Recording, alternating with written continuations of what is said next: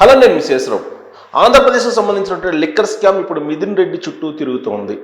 రాజంపేట ఎంపీగా ఆయన ఉన్నారు. మాజీ మంత్రి పెద్దిరెడ్డి రామచంద్రారెడ్డి కుమారుడు మిథున్ రెడ్డి. ఆయనకు సంబంధించినటువంటి పిఎల్ఆర్ కంపెనీకి, డి లాజిస్టిక్ కంపెనీకి సంబంధించినటువంటి నిధులు చేరాయి అనేది వినిపిస్తుంది. ఇప్పుడు సిద్ధార్థ లోద్రా హైకోర్టులో వాదనలు వినిపించారు. డీకార్డ్ లాజిస్టిక్ కంపెనీ నుంచి పిఎల్ఆర్ కంపెనీకి 5 కోట్ల రూపాయలు వెళ్ళాయి. ఈ 5 కోట్ల రూపాయలు ఈ మద్యం స్కామ్ బయటకు వచ్చిన తర్వాత తిరిగి మళ్ళా డీకార్డ్ లాజిస్టిక్కి పంపించారు.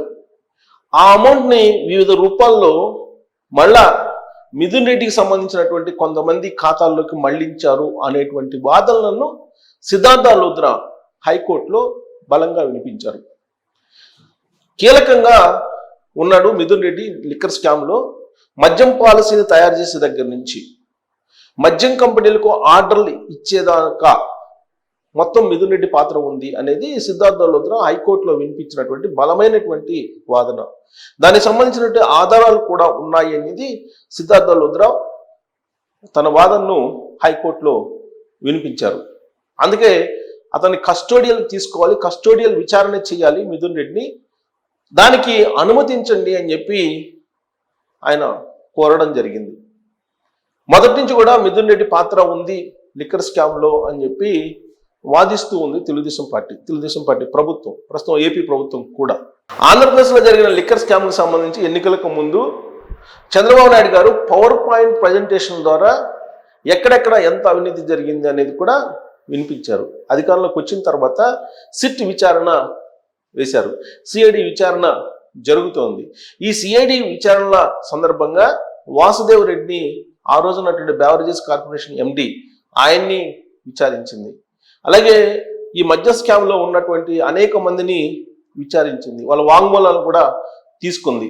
ఈ వాంగ్మూలాల ప్రకారం మిథున్ రెడ్డి వైపు చూపుతుంది ఈ లిక్కర్ స్కామ్. వాస్తవంగా సిద్ధార్థ లోద్రా హైకోర్టుకు ఇంకొక విషయం కూడా చెప్పారు. ప్రస్తుతం నిందితులుగా ఉన్నటువంటి వాళ్ళు అనేక మంది వాంగ్మూలాలు ఇచ్చారు, వాళ్ళలో కొందరు అప్రూవ్డ్గా మారటానికి కూడా సిద్ధంగా ఉన్నారు అనేటువంటి విషయాన్ని కూడా చెప్పారు. ఇలాంటి పరిస్థితుల్లో మిథున్ రెడ్డిని కస్టోడియల్ విచారణకి ఇవ్వాలి అనేటువంటి వాదనను చాలా బలంగా వినిపించారు. అయితే దీనికి ప్రతిగా యాక్చువల్గా ముందస్తు బెయిల్కి అప్లై చేసుకున్నారు మిథున్ రెడ్డి. ఆ రోజు నుంచి యాక్చువల్గా ఆయన మీద ఎలాంటి విచారణ ప్రారంభం కాకుండానే ముందస్తు బెయిల్ వేశారు అనేది అప్పట్లో సిద్ధార్థ లోద్రా అలాగే ప్రభుత్వం తరఫు నుంచి వాదన వినిపించారు. కానీ అప్పటికే ఈయన మిథున్ రెడ్డి యొక్క ప్రమేయాన్ని సిఐడి గుర్తించింది. సిఐడి ప్రాథమిక విచారణలో బయటపడింది. కానీ కోర్టుని పక్కదోవ పట్టించారు. ఆ రోజున విచారణ అధికారి పూర్తి సమాచారం కోర్టుకి సమర్పించలేదు, కోర్టును తప్పుదోవ పట్టించేటువంటి ప్రయత్నం చేశారు అనేది మిథున్ రెడ్డి తరపున ఉన్నటువంటి అడ్వకేట్ నిరంజన్ రెడ్డి వినిపించారు. అంతేకాదు, కక్షపూరితంగా వ్యవహరిస్తూ ఉంది ఈ ప్రభుత్వం. కక్ష సాధించుకునే దిశగానే మిథున్ రెడ్డిని అరెస్ట్ చేయాలని ప్రయత్నం చేస్తూ ఉంది. లేదంటే ఏ2గా ఉన్నటువంటి వాసుదేవ్ రెడ్డిని, ఏ3గా ఉన్నటువంటి సత్యప్రసాద్ని, ఏ5గా ఉన్నటువంటి విజయసాయి రెడ్డిని, వీళ్ళని అరెస్ట్ చేయకుండా, విచారించకుండా ఎందుకు మిథున్ రెడ్డిని కస్టోడియల్ విచారణకి అడుగుతున్నారు అనేటువంటి విషయాన్ని ప్రస్తావించారు హైకోర్టు ఎదుట నిరంజన్ రెడ్డి. దీంతో వాద ప్రతివాదనలో నడుమ హైకోర్టు బుధవారానికి వాయిదా వేసింది కేసుని. నెక్స్ట్ బుధవారానికి వాయిదా వేసింది, రేపు బుధవారానికి. సో బుధవారం రోజు ఏం చెప్తారు అనే దాన్ని బట్టి మిథున్ రెడ్డి అరెస్ట్ అవుతారా లేదా అనేది ఆధారపడి ఉంది.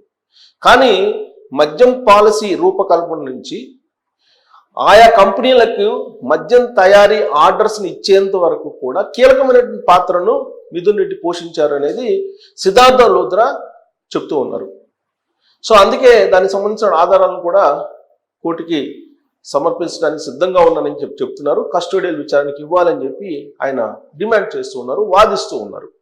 మరోవైపు ఈ కేసులో కీలకంగా ఉన్నటువంటి కసిరెడ్డి రాజశేఖర రెడ్డి, అలాగే గోవిందప్ప బాలాజీ, వీళ్ళతో పాటు సజ్జల శ్రీధర్ రెడ్డి, వీళ్ళందరూ కూడా ఆల్మోస్ట్ ఒక 5-6 ఉన్నారు. వీళ్ళందరూ కూడా జూలై 1వ తారీఖు వరకు వాళ్ళకి రిమైండ్లో కంటిన్యూ చేస్తూ తాజాగా కోర్టు నిర్ణయం తీసుకుంది.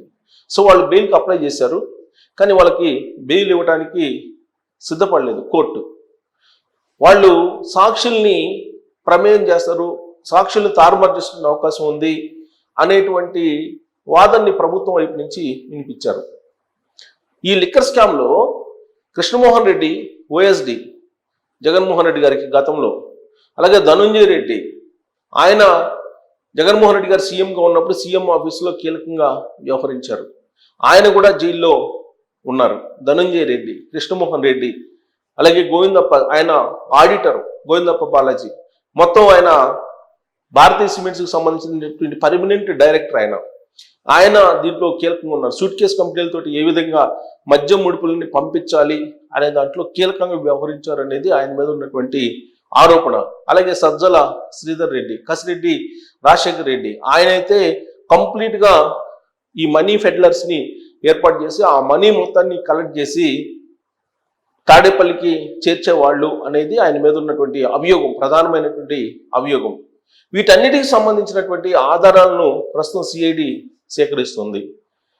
ఈ క్రమంలో అసలు మనీ లాండరింగ్ ఎంత జరిగింది, సూట్ కేసు కంపెనీల ద్వారా విదేశాలకి ఎంత పంపించారు, స్వదేశంలో బంగారాన్ని ఎంత కొనుగోలు చేశారు, ఎన్ని కేజీల బంగారాన్ని ఏ జ్యువెలరీ షాపుల నుంచి కొనుగోలు చేశారు, లేదా బులియన్ మార్కెట్కి వెళ్ళి బులియన్ మార్కెట్లో ఉండేటువంటి వాళ్ళతోటి టైఅప్ అయ్యి ఏ విధంగా ఈ మద్యం ముడుపుల ద్వారా బంగారాన్ని కేజీల కొద్దీ కొనుగోలు చేశారు, వీటన్నిటి మీద ఇప్పుడు దర్యాప్తు చేస్తూ ఉన్నారు. ఈ దర్యాప్తులో భాగంగా అనేకమైనటువంటి విషయాలు బయటకు వస్తున్నాయి. అయితే దీంట్లో అత్యంత కీలకంగా వ్యవహరించింది మిథున్ రెడ్డి అనేది సిద్ధార్థ రుద్ర చెప్తూ ఉన్నారు, కోర్టులో వాదిస్తూ ఉన్నారు. ఇలాంటి పరిస్థితుల్లో సిద్ధార్థ లుద్రా చెప్పిన దాని ప్రకారం మిథున్ రెడ్డిని అరెస్ట్ చేసి విచారిస్తేనే దీనికి సంబంధించినటువంటి మొత్తం వ్యవహారం బయటకు వచ్చేటువంటి అవకాశం లేదు. మరి ఇలాంటి పరిస్థితుల్లో కోర్టు అనుమతిస్తుందా అంటే, కోర్టు ఇప్పుడున్నటువంటి పరిస్థితుల్లో విచారణ దశలో ఉన్నటువంటి కేసు కీలక దశలో ఉంది. ఇలాంటి పరిస్థితుల్లో ఖచ్చితంగా విచారణకి ఇచ్చేటువంటి అవకాశం ఉంది. కాకపోతే అరెస్ట్ చేస్తారా లేదా, ఈ అరెస్ట్ చేయకుండా ఉండేలాగా కొన్ని కండిషన్స్ని పెట్టి ఆయన్ని విచారించమని చెప్పి సిఐడికి అనుమతిస్తున్న కోర్టు అనేది ఒక స్పష్టత రావాల్సి ఉంది. దీనికి మరికొన్ని గంటల్లోనే, అంటే బుధవారం రోజు మరికొన్ని గంటల్లోనే 24 గంటల లోపల ఒక స్పష్టమైనటువంటి క్లారిటీ వచ్చేటువంటి అవకాశం ఉంది. సో కాబట్టి అరెస్టా లేదంటే విచారణ వరకు మిథున్ రెడ్డి పరిమితం అవుతారా అనేది ఉత్కంఠ నెలకొంది. ఆయన ఎంపీగా ఉన్నారు. ఒకవేళ అరెస్ట్ చేయాల్సి వస్తే కనుక కొన్ని ప్రాథమికమైనటువంటి అంశాలని పాటించాలి, ప్రోటోకాల్ని పాటించాలి. లోక్సభ స్పీకర్ చెప్పాలి, అక్కడి నుంచి పర్మిషన్ తీసుకోవాలి, ఇవన్నీ కూడా ఉంటాయి. సో అరెస్ట్ కన్నా కూడా కోర్టు ఒకవేళ అరెస్ట్ చేయొచ్చు లేదా విచారణ మాత్రమే చేయండి, విచారణకు సహకరిస్తారు అని చెప్తే విచారించేటువంటి అవకాశం ఉంది. ఈ రెండిట్లో ఏదో ఒకటి జరుగుతుంది. సో ఈ కేసు కీలకమైనటువంటి మలుపు ఇక్కడే తిరగబోతుంది. సో కాబట్టి కోర్టు ఇచ్చేటువంటి డైరెక్షన్ మేరకు మిథున్ రెడ్డి యొక్క భవిష్యత్తు ఆధారపడి ఉంది. మరికొన్ని గంటల్లో ఏం జరగబోతుంది అనేది మీరు కూడా ఎక్స్పెక్ట్ చేసి మీ అభిప్రాయాన్ని తెలియజేయచ్చు. Thank you.